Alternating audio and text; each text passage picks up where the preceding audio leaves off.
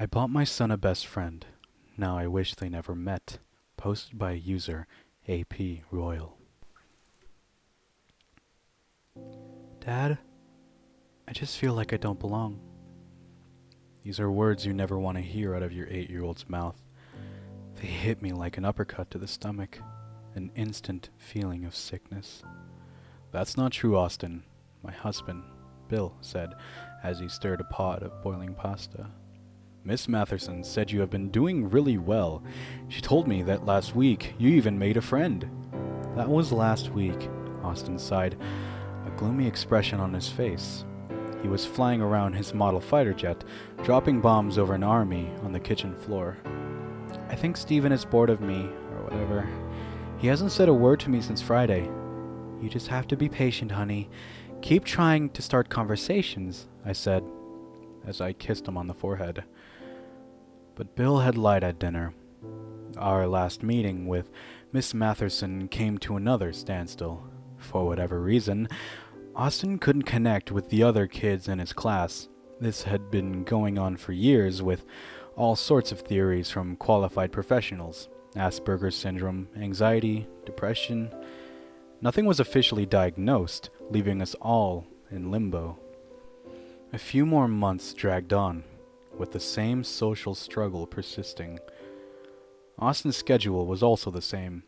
He would come home, go to his room, put on some old war documentaries, and play with his model fighter jets. I was glad he had a passion, but I could see his school woes were wearing on him.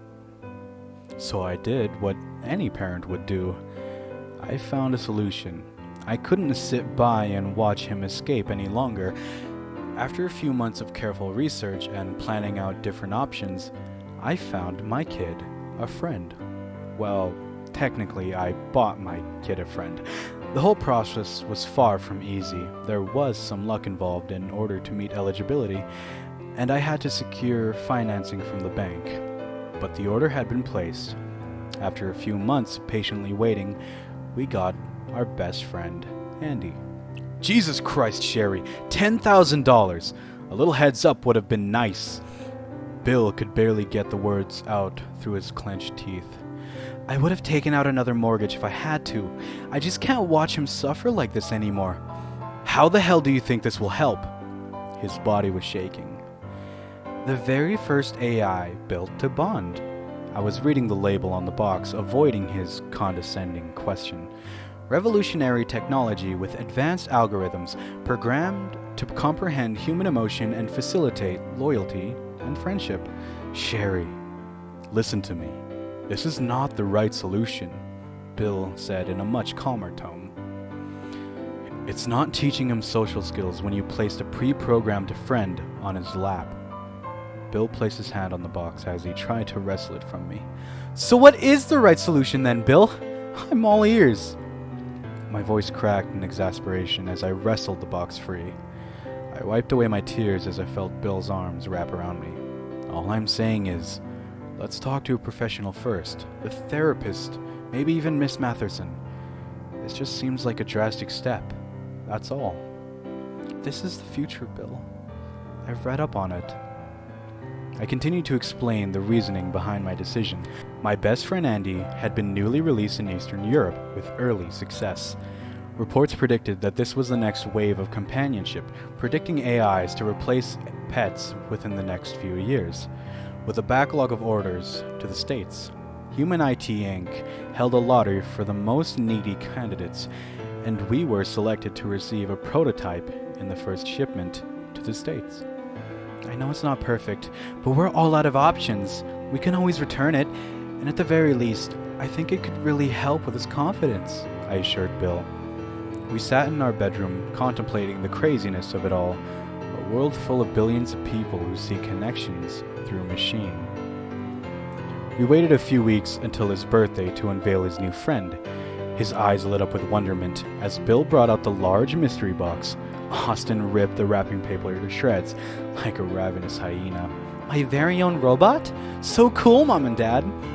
We're cool parents now. Get that on record, I snickered at Bill. Andy's outer frame was not what you'd expect to house this state-of-the-art technology. Its skeleton was relatively simple, a smooth alloy of nickel and zinc. Its head resembled a 1950s television set, top-heavy with touchpad functionality. Its face on the monitor was a simple program displaying a sketch-like face. After an hour of setup, Andy was ready to meet our son. So you just flipped this black switch on the back, Austin. You have to do it, so you're his first interaction.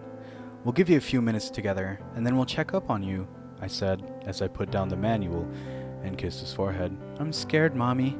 What if he's mean? We'll be right in the other room, buddy. Don't worry, Bill said as he grabbed his shoulder. We secretly peeked behind the railing, eagerly anticipating their first interaction. Andy came alive, and after 5 minutes of chatter, we entered the room. Mr. and Mrs. Doherty, it is a pleasure meeting you. Andy had the voice of a yoga instructor, relaxing and tranquil. Welcome to the family, Andy. Hope you two are playing nice, I said with glee. I looked over at Bill's face. His smile exuded pride. Okay, I'm going to show Andy all of my army men now. Call us when dinner's ready. Austin was caught up in the conversation, Andy looking on in interest. They seemed to be a perfect match as I grabbed Bill's arm to leave. Laying in bed that night, I skimmed through the manual. It was a thick document filled with technical jargon and legal-esque. The first page was quite clear, though, as it laid out the basic rules Andy was governed by. Number 1. Andy cannot harm a human being, or by inaction let a human being be harmed. Number 2. Andy can only interact or obey a verified owner, unless such action conflicts with number 1. Number 3.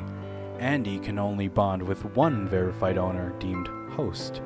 Once bonded, orders from said host will take precedence over other verified owners. Number 4. Andy will automatically power down if it is further than 10 feet from the established home perimeter. I wish our life was that simple, I thought, before settling in for the night. For the rest of the school year, Austin and Andy were inseparable.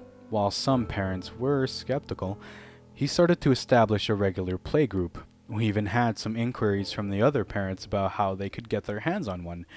Andy was a hit, and things were improving for Austin too. He was much more present in his interactions. We discovered he was a born leader, devising activity plans for his friends. Our little army general finally found his troops. I also must admit, having Andy around was a blessing. During the day, we pre-programmed Andy to do chores around the house, and at night, it would power down itself, allowing us to unwind. To celebrate the summer break, Austin asked if he could have his friend, Steven, over for a sleepover. The three of them spent the night watching movies and goofing off. A shriek vibrated through the room, waking me instantly. Adrenaline pumping through my veins as I scrambled to find my glasses and put on my housecoat. Bill made it down the stairs first, searching for the source of the cry. "Austin!" Bill called out. I made my way to the family room to find the boys' sleeping bags scattered across the floor. Cartoons were playing in the background. Bill rushed to the kitchen when we realized the patio door was left ajar. Bill sprinted down the deck stairs with me right behind him. That's when we spotted Austin crying in the back corner of the yard. It was a camouflaged mess of bloody branches, leaves, and mud. Andy climbed out of a narrow pit, holding Steven's body in its hands. Andy placed the limp body on the grass with a solemn look in our direction. "What have you done?" Bill cried, tears streaming down his face.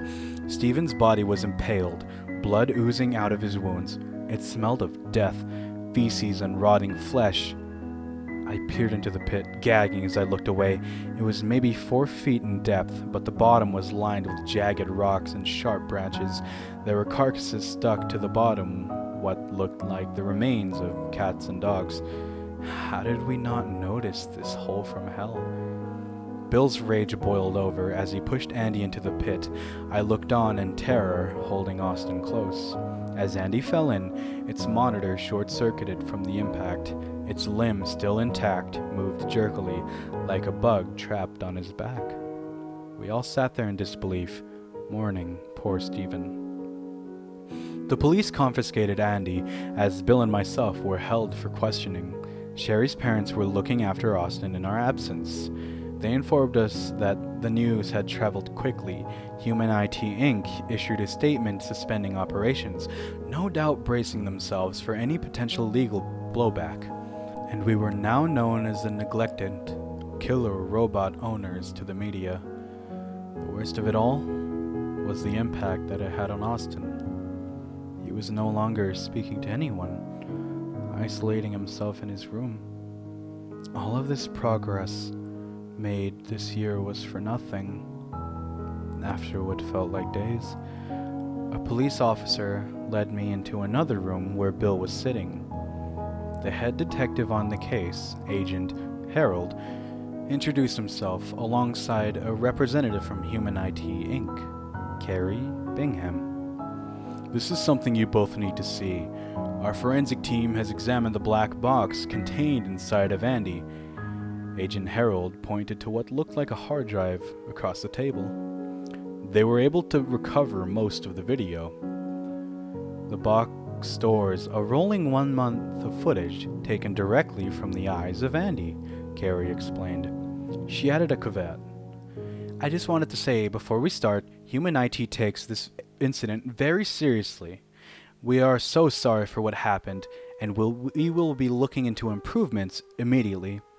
"You're delusional if you think anyone would buy another Andy after this," I thought. She hit play as we saw the timestamp, dated 3 weeks prior to the incident. Austin was in the backyard, pointing at a photo in one of his many military history books. Carrie stopped the video and zoomed into the frame. It was a photo of a dugout foxhole of sorts that Andy proceeded to dig. "Make note of the careful planning between the two here," Agent Harold added. "Now fast forward to the night before the incident, please, Carrie." The next video was quick, moving 1 minute per second. The frames showed clearly the series of events.